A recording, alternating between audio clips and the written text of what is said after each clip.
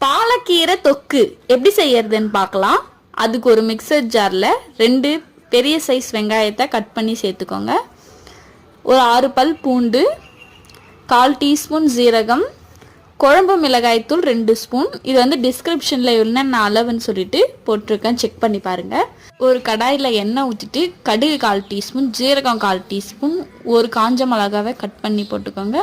கொஞ்சம் கறிவேப்பிலை போட்டு நல்லா பொரிஞ்சதுக்கு அப்புறமா நம்ம அரைச்சி வச்சிருக்கிற அந்த பேஸ்ட்டையும் சேர்த்துட்டு 1/4 டீஸ்பூன் மஞ்சள் தூள், கொஞ்சமாக உப்பு சேர்த்துட்டு நல்லா வதக்குங்க. இது பச்சை வாசனை போகிற அளவுக்கு வதங்கினதுக்கு அப்புறமா ஒரு கைப்பிடி ஃபுல்லாக இருக்க பாலக்கீரையை கட் பண்ணி சேர்த்துக்கோங்க.